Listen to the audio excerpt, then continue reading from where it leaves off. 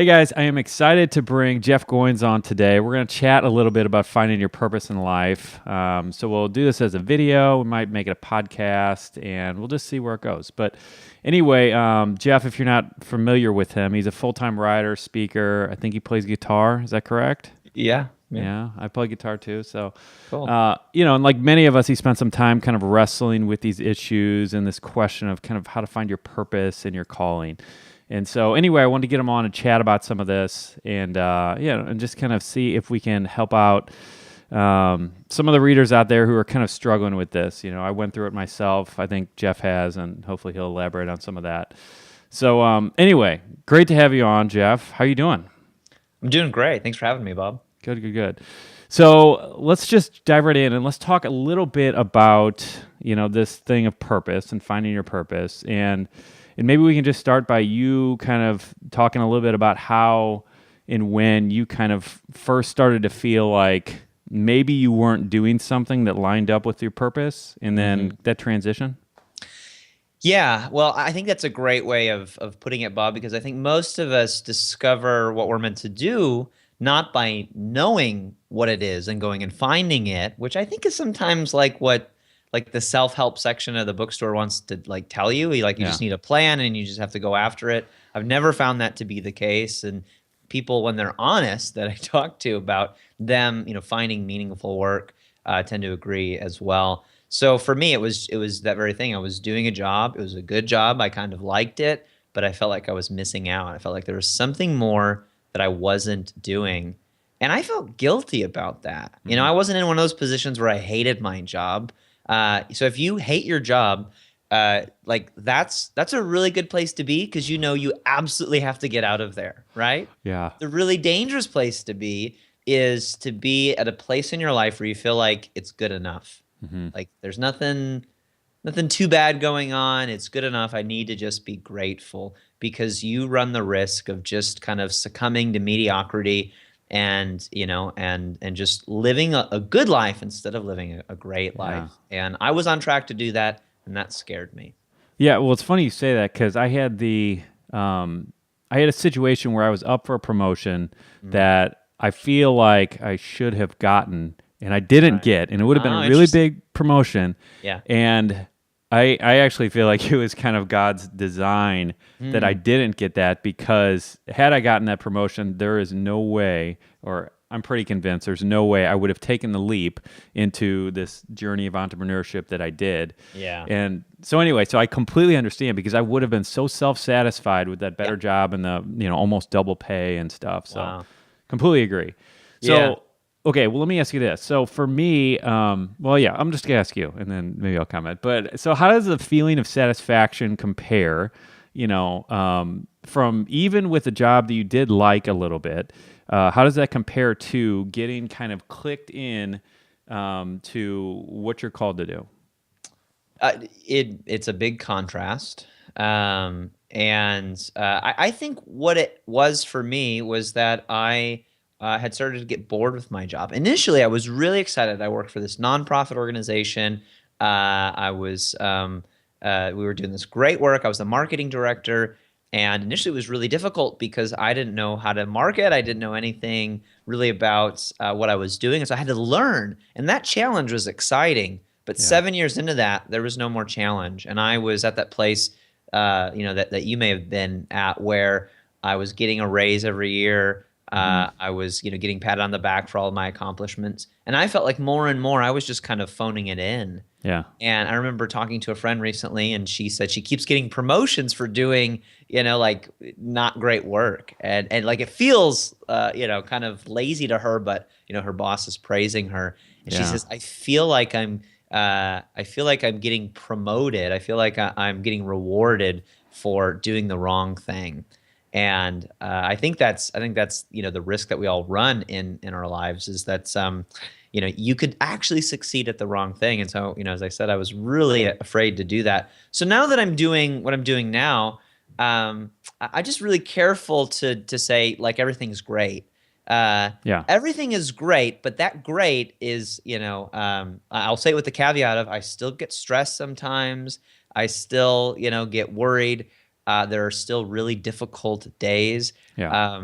And I guess, that's the difference. It's not easy, but it is great. It's Yeah. really great. And I encountered this really interesting study by a guy named Mihai Csikszentmihalyi, and he does a TED Talk called Flow. He's got a book called Flow as well. Okay. And he talks about how our greatest satisfaction, our greatest happiness is where challenge meets competency, where you're doing something that's really difficult, but you're also really good at it. And if Yeah. it's too difficult, there's anxiety. So if you've ever had a job that it's been too hard, like if you were to ask me to be an accountant, a guy with words and, he's always done music and writing his whole life, that would be too much anxiety for me. It'd be too challenging. I wouldn't have the competency to match the task. But if you're too competent, as I was starting to feel at my day job, then you get bored. And when you start getting bored, you look for distractions, you phone it in, you start kind of daydreaming of other things you'd like to do. And that's where I was at. The job that I'm doing now, the work that I do now as an author, as a speaker, as a blogger, an entrepreneur, I'm getting better and better at it, but it's also, it gets harder and harder. And so there's constantly, the competency is growing, but so is the challenge, and I'm trying new things. So it's really exciting because of that, I think of that flow state that I'm in. Yeah. No, yeah, I completely agree. I feel like the excitement of the journey, and I know not everybody's called to kind of be an entrepreneur and do that, but for me, it fires me up so much. And you're right. I think it is that good balance point of having enough challenge to keep you interested, but not, too much to where you're just completely discouraged. Yeah. And anyway, so here's something else I wanted to ask you about. So there's a lot of people who just never really think about the path that they're on. They never really think about what they're called to, what their purpose in life is. But then you have some people who spend, almost all their energy trying to plan out every single little step, essentially trying to plan out every step of a 1,000-mile journey. Right. And what do you think? How do you balance that? How do you reconcile that? Where's the middle ground that's appropriate for us? Yeah, that's a great question. I think that there are sort of two tales of success that we tend to hear in our culture. One is the tale of the self-made man or woman, that if you just set a plan and go after it, you can achieve it. Mm-hmm. And I think we would all agree, if we're being honest, that life doesn't always go according to plan. And in the book, The Art of Work, I list story after story of events in people's lives that did not go according to plan. People getting cancer, people dying, people getting kicked out of their houses by their parents. And yet those are the inciting incidents in these the story of these people's lives that set them on the journey towards finding their calling. So the other extreme, though, is the people that just kind of whatever will be, whatever's going to happen to me is going to happen. I think of it sort of as it's a determinist sort of mindset, that everything is preset and predestined, down to every last detail, that we don't really have any volition. Like whatever happens, it's God's will. It's just what was meant to be. And I don't think that resonates with that part of our human spirit that wants to feel like we're in control of something. Maybe not all things, but something. Yeah. Who I am in this moment, how I react to this situation. So I think there's a middle path, and I think it's really a calling isn't so much a plan, like you saying this is what I'm going to go do with my life, or even this is God's plan or the universe's plan for my life. It's really looking at the hand that you've been dealt in life, because we're all given opportunities. We're all given what things that sometimes feel like obstacles and are, difficulties. So we're all given whatever we have, and most of us feel like it's not enough. Like, man, what about so-and-so? I wish I had, that opportunity. I wish I had those skills, or I wish I had that great hair. That's something that I think they say a lot about you, Bob. I've worked really hard on it. You should have seen how much time I spent today. You know what it's like to be envied, as do I, for your hairstyle. And so we all feel like what we have, for the most part, isn't enough, or that we could have a little bit more. And yet what I think makes a life remarkable, and what I argue in the book again and again through all these true stories, is not the chances that you get in life, but what you do with them. Yeah. Okay, so there was a blog post you wrote not too long ago where you talked about I don't remember the specifics of it, but you talked about a strategy for kind of looking at your thread of life events and things Yeah. that have happened to you, and Yeah. how that can kind of give you some clues as to your passion. Can you elaborate on that a little bit? Yeah, so there's this guy named Frederick Buechner who was a best-selling author. Then he became a minister. Then he became a school teacher. Then he became an author again later on in life. He's still living, and he wrote a book called Now and Then, which is a short memoir about his journey of vocation. And in that book, he says, "Listen to your life."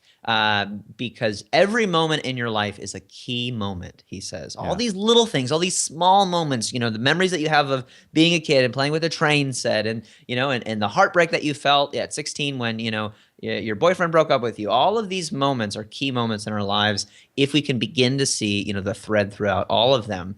There's this other guy named Parker Palmer who's quoting Buechner in a book about a similar subject, about kind of finding your vocation, called Let Your Life Speak. And Palmer says, before I can tell my life what I want to do with it, I need to listen to my life telling me who I am.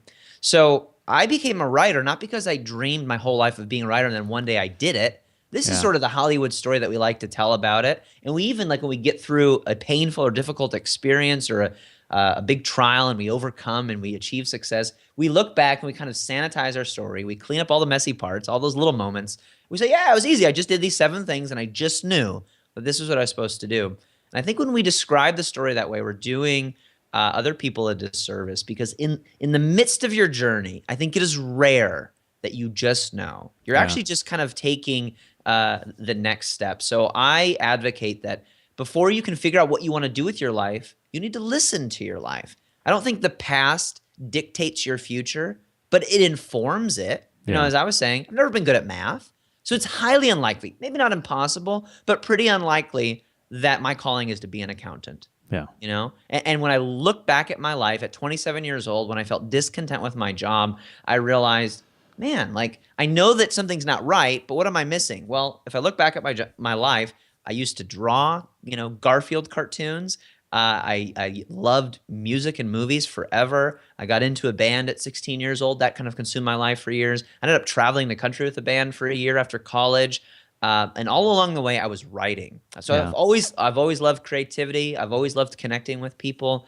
And I had done different things at different seasons in my life, but writing was the thing that I always returned to when I felt stressed or overwhelmed. It was my escape. And so I thought, maybe, not even like, I didn't even have certainty. I thought maybe this is something that I ought to be doing.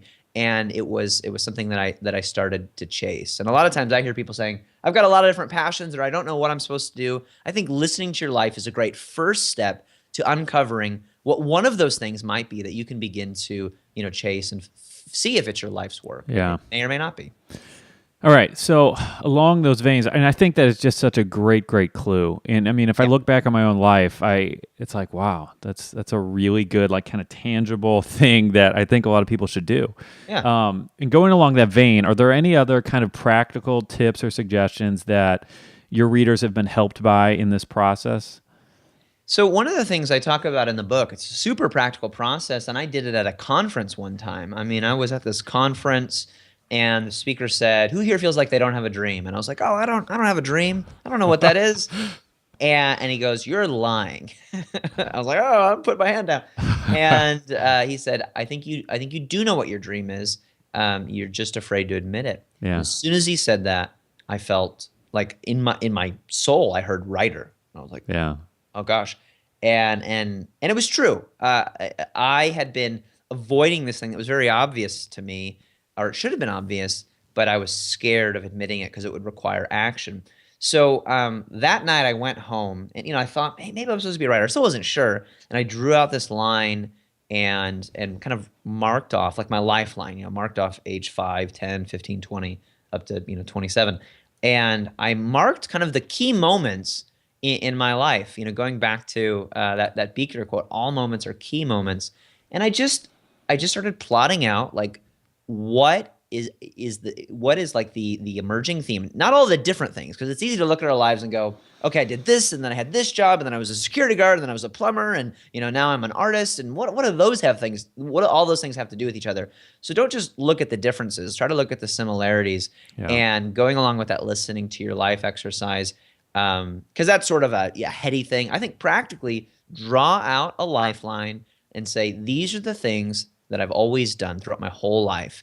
Again, it doesn't determine what you definitely have to do, but it'll give you an idea. It'll give you a better idea than you realize, and you might be surprised at all of the similarities, how they emerge. I thought I was all over the place, loving art and music and writing. And I realized, no, what I really love is words, and I won the 6th grade spelling bee, and my mom used to read the dictionary to me. And what I loved about music was the fact that I got to like write songs. I loved making things. Yeah. And even now I'm listening to my life. Do I just love to write? No, I like to blog, and I like to speak, and I like to teach, and I like to connect with people. Yeah. What do all those things have in common? Well, people, they all have people in common. I love to create things, particularly content, and share it with people and see the impact that it has on people's lives. So it's this ongoing exercise. It's not a light bulb that turns on. It's like, a series of candles that keep lighting each other, I think. Yeah. All right. So The Art of Work, brand new book, went live yesterday. March 24th, a couple of days ago. Yeah, I guess we should use the date because anyway. So what made you write it? What made me write it is, I went through this experience and I wanted to talk about it. And I kept hearing more and more people describe their vocation, the work that they were doing or wanted to do in these loftier, purpose-filled kind of terms. They weren't just talking about, I want a good job that is going to pay me 6 figures so that I can have great vacations or whatever. Yeah. And it's going to suck, but like it'll get me what I want, which is a BMW. I'm sure there are people out there that talk like that. I just think it's happening less and less in our culture. People are exchanging success with significance, Completely especially younger people. But I mean, I talk to people in their 20s, 30s, 40s, 50s, 60s who are talking about this. Did I miss out on my life? Is there something that I'm supposed to be doing with my skills and my talents and my passions, and I'm missing it? So I just think our culture is ready to talk more about this concept of calling. I like the word calling because I think it has this otherness to it. It's not just about you. It's about something that I'm meant to do that I could be missing out on. I don't want to succeed at the wrong thing. And so I wrote this book to try to identify that thing that more and more people are feeling, and to hopefully give people some words to describe it, to better understand the journey. I think the way that a lot of people talk about this, both in spiritual and non-spiritual terms, is misguided. I think, like I mentioned before, we tend to sanitize our stories. I think most people would say, you just got to figure it out. You just got to know, got to create a plan, and then go for it. Yeah. And until you know, you can't move. And that is not true. I strongly believe that's not true. I think clarity comes with action. And so I wrote this book to kind of pick a fight with the way a lot of people seem to be talking about vocation. And the way that I did it, I felt was honest. I just went and interviewed people, and I learned all these things through this process, and I told these stories, and it connected with me and my story. And I thought, maybe this is true too. Maybe the other way isn't completely wrong, but maybe it's true that you don't have to just know, that you can take steps and learn as you go, and that everything you've done in your life isn't an accident, but is somehow preparing you for the next thing to come. I don't know about you, Bob, but like most of the time I feel like I'm just trying to figure things out. And that gave me hope when I heard those stories, and it encouraged me instead of making me feel like I was left behind. I had to catch up or something. Yeah. Well, I got the book yesterday, and I'm about a third of the way through. And you're right about the stories. I mean, I think I remember 2 or 3 of them so far that are just. And you're a phenomenal storyteller on top of that. So like together, these really impactful stories, and you do a good job, telling the story. It just really gets you, and it illustrates the point very, very well that I don't know that these things that can be really tragic and terrible can have such an impactful, if we allow them, influence on our life and the direction, and how that's all tied up with our calling. You know what I mean? Yeah. I was talking to a guy when I was writing the book, and I was saying I didn't really even know, what the book, like what the point was going to be. I was just kind of exploring these stories, and I thought it was going to be these like you need something to mess you up in life for you to figure out what you're supposed to do. And as you mentioned, there's pain and there's tragedy and people getting fired and all this stuff.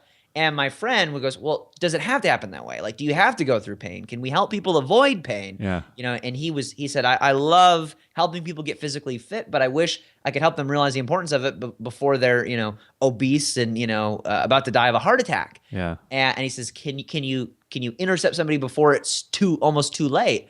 And I said, yeah, well, I said, I don't know. I have to think about that. That's interesting. Now, what I now understand about the book is this. We all have stuff that happens in our lives that we go, this was not the plan. And there's some extreme examples in the book, as you mentioned, like a 5-year-old boy getting a brain tumor and being told that he only has 5 years left to live. And then he and his family figuring out how they're going to make the most of those 5 years. Well, I talked to that kid who only had 5 years left to live, and he had lived another 13 years, and he's still doing great. And he's climbed Machu Picchu, and he's an Eagle Scout, and he's run a dozen triathlons. So, but the point is, we all have tragedies at some point. We all have things that happen in our life that don't feel good. I do not argue that those things are good. I don't think it's good that a 5-year-old boy gets a brain tumor. Yeah. But what I saw in those stories is that mindset is more important than context, that the things that happen to you can't control, but the way you respond to them, you can. And all these remarkable lives, people finding their calling, it wasn't them going out, like getting some grand notion of what they wanted to do with their life and then going and getting it. It was really a process of, here's what I have. How can I do something with this? I can't do anything that I dream of, but maybe I can do something remarkable with this life that I've been given. Yeah. Yeah, and I'm reminded when you brought up Viktor Frankl in the book, in his incredibly powerful kind of testimony and story of what he went through and what he observed about those who made it and those who didn't. And anyway, what were those 3 different points? Do you recall? Yeah, I do. Viktor Frankl, a Holocaust survivor, went through several concentration camps.